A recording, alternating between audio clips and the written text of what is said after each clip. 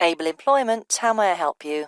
I saw your advertisement in the Daily Gazette, Oh, yes. and I'd like to register with you. I'm a student, but I've got the long holiday coming up. Certainly. I'll just get the form ready. OK, let me take your details. Sure. Can I have your full name? It's Bowen. James Bowen. Bowen. Right. And your address, please? Well, just now I'm staying at the youth hostel, I see. but I'm moving into a flat on Friday. Well, give me that one then.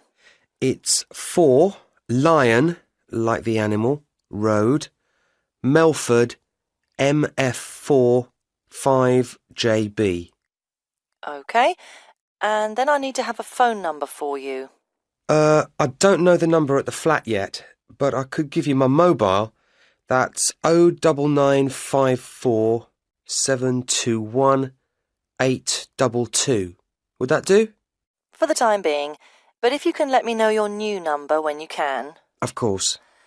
Now, qualifications. What qualifications have you got? I mean, post-16 qualifications. Well, I stayed on at school till 18 and got my A-levels. Fine. Anything else? You said you were a student. Yes, and then I've done 2 years at college, so I've got my history diploma, though I don't know how useful that'll be for getting a job. Well, it depends. Everything counts in some way. And I also did an IT course this year, and that got me my computer skills certificate, which I certainly hope is relevant. It's different anyway. That's all really. That's quite a good range. And what about on the practical side? What work experience have you got? Well, not too much, because I've mainly been studying. Yes. But 2 summers ago I worked just as general assistant in a hospital for about 3 months. It was quite hard, but very interesting. OK. Anything else? If you include part-time work, Oh, yes. I've often worked in the college holidays as a tour guide, showing visitors round. That's quite enjoyable, meeting people. I'm sure. Before you hear the rest of the conversation, you have some time to look at questions 8 to 10.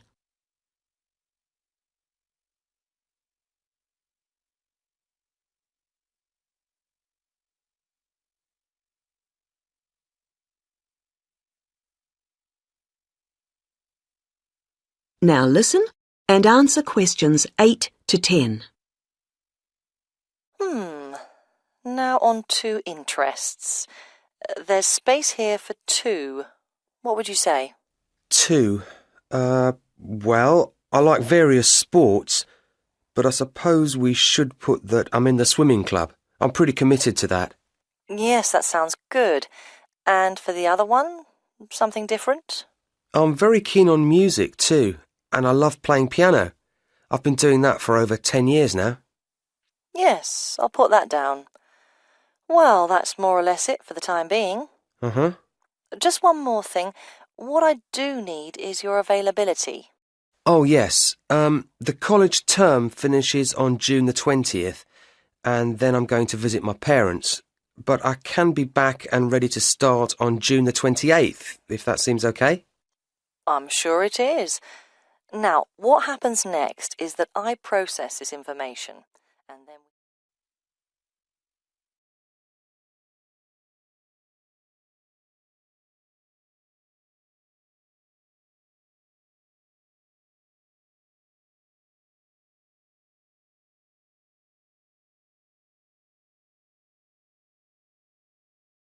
That is the end of part 1. You now have 1 minute to check your answers to part 1.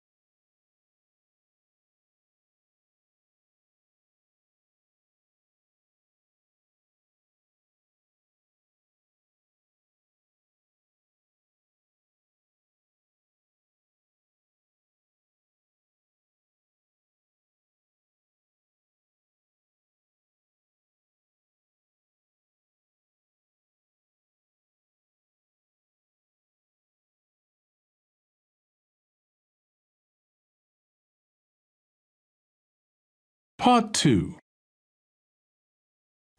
You will hear a presentation from a ship's captain telling guests about what cruises are available. First, you have some time to look at questions 11 to 16.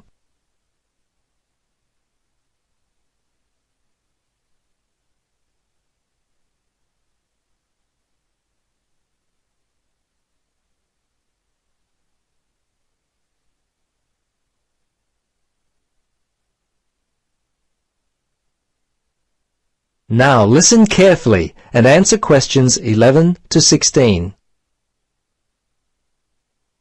Welcome to all our passengers. My name is Captain Gordon Peterson and I'm one of the 4 captains here at NZ Dreaming Cruises. My purpose in the next few minutes is to give you an overview of what cruises are available for you to choose from. Once you have decided which one you'd like to go on, from this central area we will board the boats for your individual cruises. I am assuming by now that you have read the brochures we sent to you, so I'll only take the time to mention the highlights of 3 of our cruises. Now we do have additional cruises on different days, but these are the 3 that we're offering passengers today. And please feel free to ask any questions you may have. Okay then, to begin. The Mitre Peak Lodge Cruise has consistently been one of the most popular cruises we offer. It's a 2-day sightseeing spectacular. You will see the original homestead of Donald Sutherland, who arrived in the area in 1877. It's a real treat to see such an old building.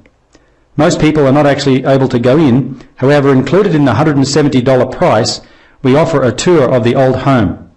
The lodge itself is now used solely as a part of the Milford Track guided walk and is not available for any other accommodation. We will arrive at the Mitre Peak Lodge and there spend the first night and next day before cruising home. The Milford Sound Cruise is next. We used to operate this one daily from the wharf situated in Freshwater Basin, but recently we've upgraded the experience to a 3-day, $240 voyage.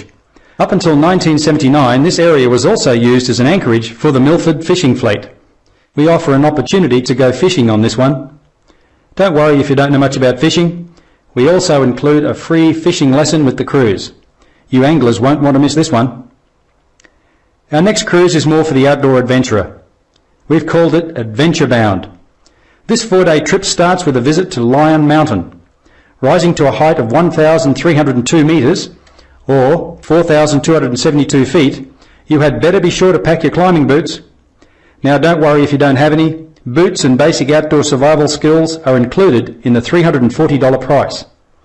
On day 2, we go whitewater rafting, and if there's still snow on the mountain, we'll have a chance to go skiing. Before you listen to the rest of the presentation, you have some time to look at questions 17 to 20.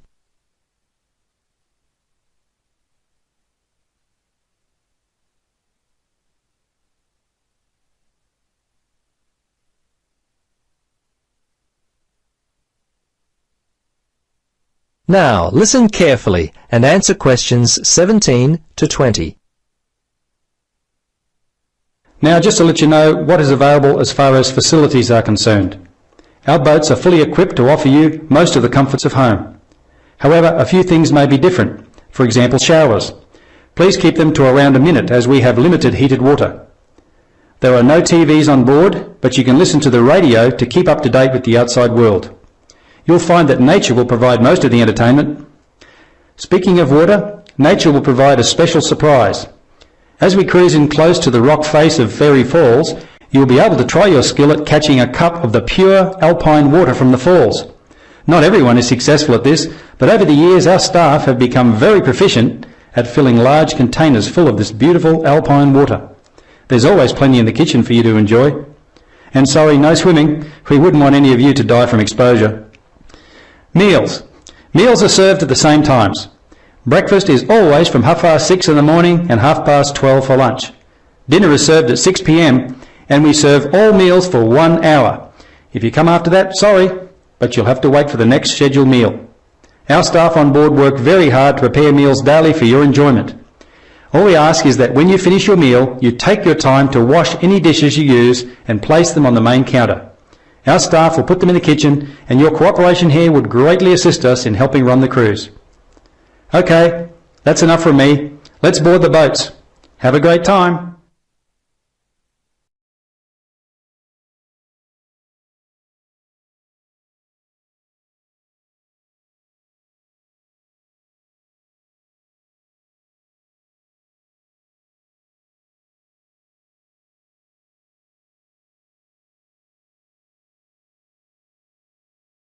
That is the end of Part 2. You now have 30 seconds to check your answers to Part 2.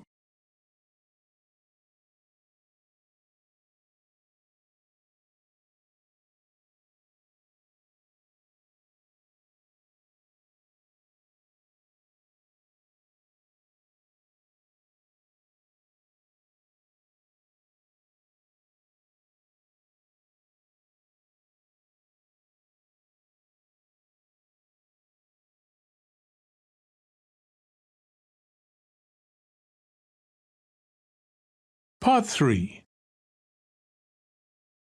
You will hear a conversation between an undergraduate student, David, and his tutor, Dr. Smith, about David's plans for doing a master's degree. First, you have some time to look at questions 21 to 26.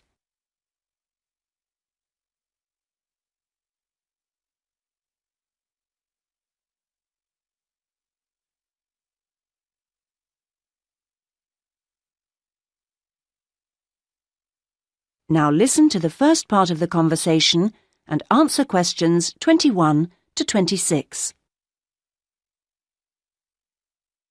Right. Well, David, I think it's a good idea to talk a little about your plans for going on to do an MA. Now, I understand you're thinking in terms of either Forth College or Haynes College? That's right.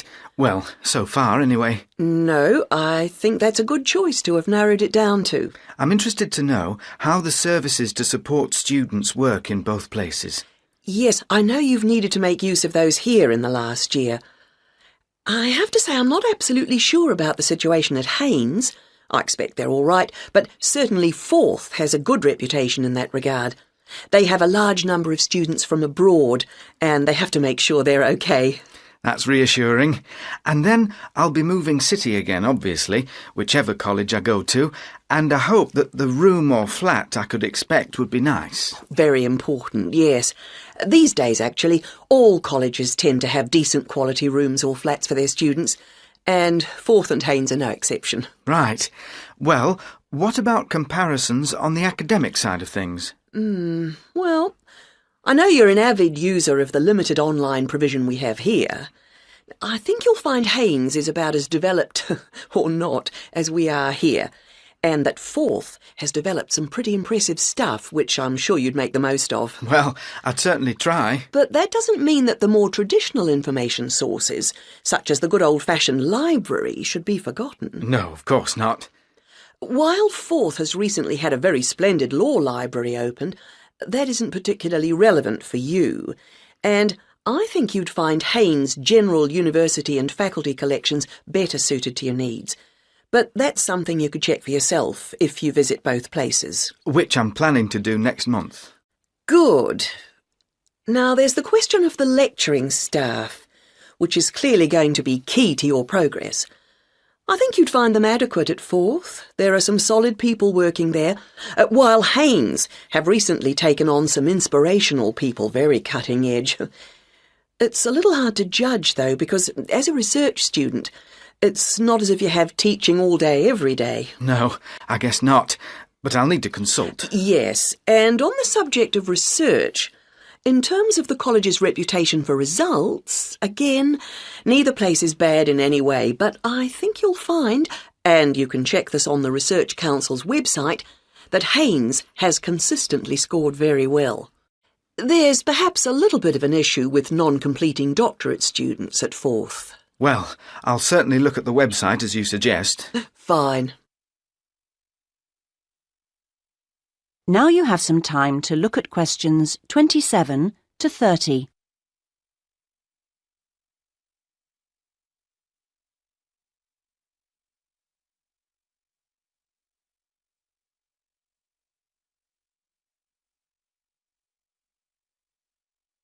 Now listen to the rest of the conversation and answer questions 27 to 30. I'm still a bit anxious about making this next step. I know the level of competition is very high, especially in my area.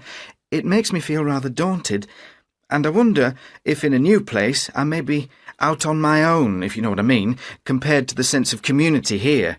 I suppose it'll be down to my determination to succeed to get me through. Well, do remember how you felt when you arrived here. I'm sure you'll get on anywhere in the end. I hope so. And, of course, you still don't know exactly where you want to end up. By the time you've completed your Masters, you'll have a clearer idea of whether you want to progress to doctorate level. It's possible, I suppose, that you'll begin to see how much you might be interested in picking up some bits of lecturing earlier than that, since your area's fairly specialised, and may put you in demand sooner than you think. To establish yourself in your area of expertise, it would be sensible to think in terms of getting your stuff into one or two of the journals, converting parts of your dissertation into suitable formats for them. That'll stand you in good stead, whatever else you decide to do. That sounds like good advice, thanks. Actually, I think Masters level studying has improved in some ways over the last few years. The internet you love so much was always going to make all kinds of studying easier. Or that's the idea, anyway. I'm not sure it really has the impact you might think. What I've found impressive is the way courses have developed to be more adaptable, more able to fit in with all the other demands in people's lives. So, while the exams and assignments you all have to do may not have shifted much, at least a wider range of students are now able to benefit from education at the higher levels. I just wish I could be sure I was always making the best use of my opportunities. At the end of each week, I usually feel I could have got more done, arranged things differently, been more efficient somehow. I've got a lot better at taking down notes during seminars and lectures, which means, I think, that my written work has benefited to some degree, so there's progress on some fronts at any rate. Yes, it's interesting seeing...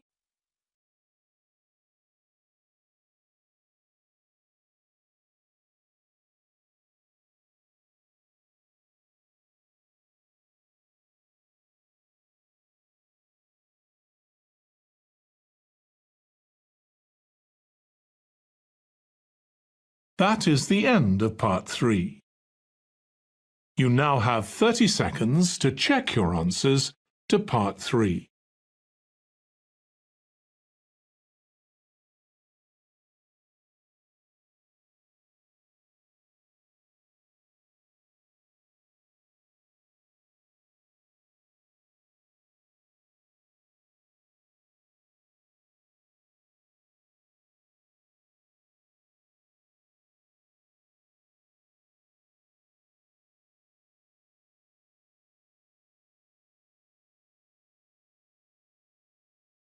Part 4.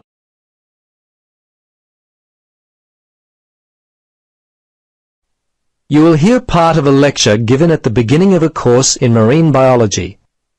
First, you have some time to look at questions 31 to 40.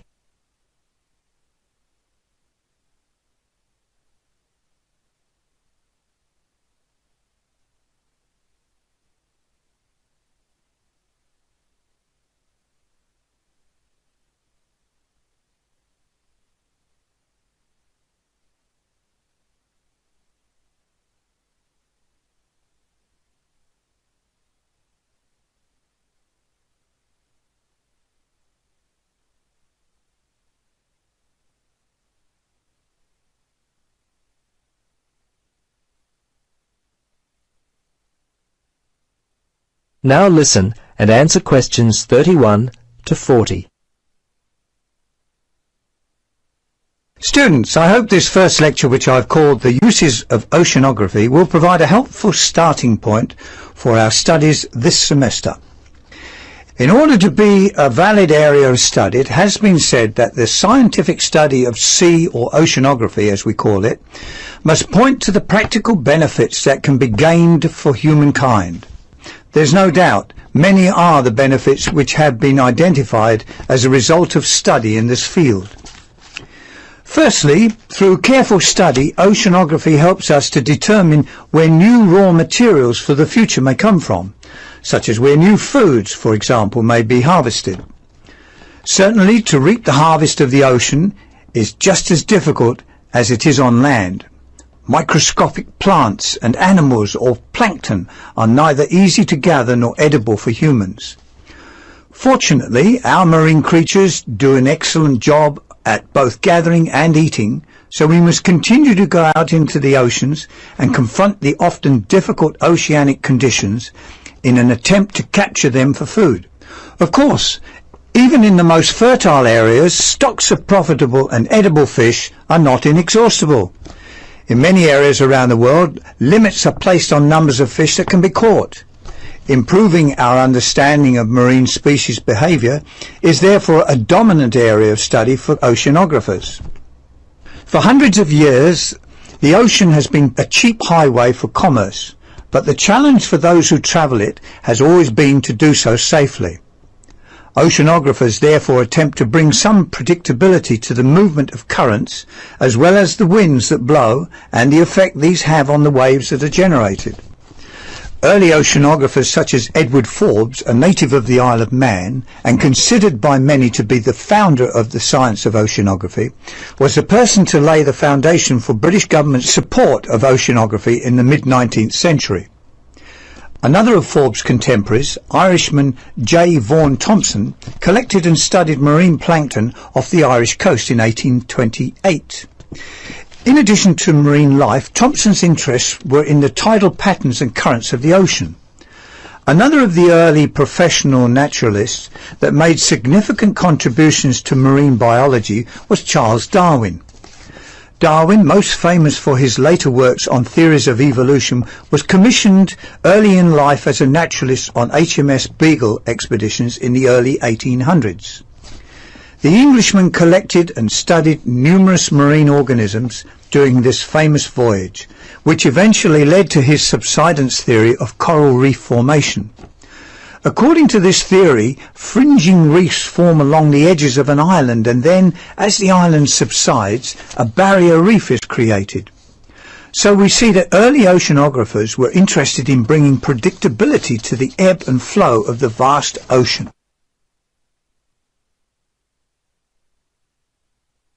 With industry pumping out more and more waste, another area in which oceanographers have busied themselves is in the use of the ocean as a means of waste disposal. In an attempt to discover a satisfactory answer to the question, the processes of diffusion and mixing, and the manner in which they depend on the waves, tides and currents, remains a focused area of study. Nuclear waste has also been an important area. Oceanographers are currently studying the effects of the burial of waste into the mud of remote ocean sites. The nuclear waste is packed into metal containers and transported via ship to a selected burial site.